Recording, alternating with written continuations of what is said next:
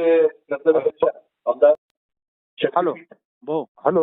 हा माईक लावतो.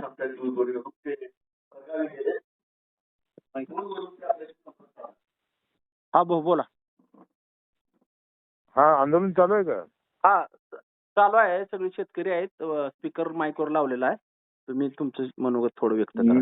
मी आता त्या आंदोलनाला येणार होतो, परंतु जिल्हा परिषद पंचायत समितीच्या निवडणुकीच्या संदर्भामध्ये काही बैठका असल्याने मी येऊ शकलो नाही.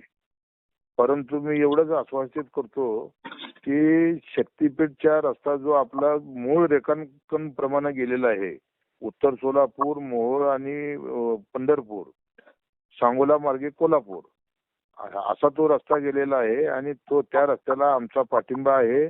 या संदर्भामध्ये रेखांकन विधिमंडळाच्या अधिवेशनामध्ये राज्याचे मुख्यमंत्री देवेंद्र फडणवीस यांनी ज्यावेळेला जाहीर केलं की नव्या रेखांकन प्रमाणात शक्तीपीठ होईल, त्यावेळी सभागृहामध्ये उठून त्यांच्या भाषणामध्ये व्यत्यय आणून मी त्यांना एवढंच म्हणालो की पंढरपुरातून हा रस्ता जाणार आहे का नाही. त्यावेळी त्यांनी सांगितलं की पंढरपुरातून जाणार. पंढरपुरातून जाणार तर हा रस्ता मोडलीमकडनं कसं काय चाललाय, मोडलीम, माळशिरस आणि मान खटाव. तर ही एक नवीन डाव आहे. आणि त्याच्यानंतर आम्ही एकनाथजी शिंदे साहेबाला भेटून त्यांना मी सांगितलं की साहेब, हा आमच्यावर अन्याय आहे. जुन्या रेखांकन प्रमाणेच हा शक्तीपीठचा रस्ता झाला पाहिजे आणि हा तुम्ही या खात्याचे मंत्री आहात, त्यामुळे तुम्ही खात्याचे मंत्री म्हणून ज्या वेळेला ही फाईल तुमच्याकडे येईल नव्या रेखांकनची, त्यावेळी ही मंजूर तुम्ही करू नका. मूळ जे रेखांकन प्रमाणे रस्ता गेलेला आहे तसाच तो रस्ता राहावा, अशी मागणी शिंदे साहेबांकडे केलेली आहे.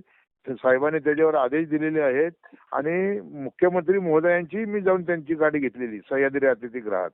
त्यांनाही मी विनंती केली की साहेब, हा आमच्यावरती अन्याय आहे, नव्या रेखांकन प्रमाणे तुम्ही रस्ता करताय. गेली 2 वर्ष झालं लोकांच्या जमिनी तुम्ही ताब्यात घेतलेल्या आहेत, तिथं तुम्ही पोल लावलेले आहेत आणि आज सगळं काही शेतकऱ्यांनी सहकार्य केल्यानंतर तुम्ही आमच्यावर कशासाठी अन्याय करताय.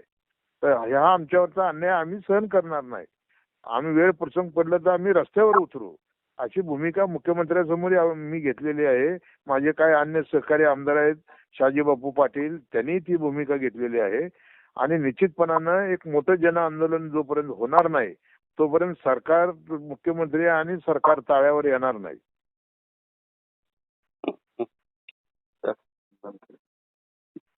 हॅलो. हा भाऊ बोला.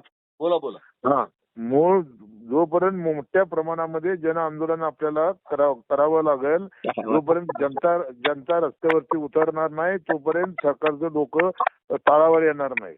आणि 19 फेब्रुवारीला अधिवेशन आहे नागपूर, आपलं हे अर्थसंकल्पीय अधिवेशन. कडा जबाब मोहचा आमदार म्हणून राज्य सरकारला आणि सरकारला विचारल्याशिवाय मी राहणार नाही. ठीक. ओके भाऊ, थँक्यू.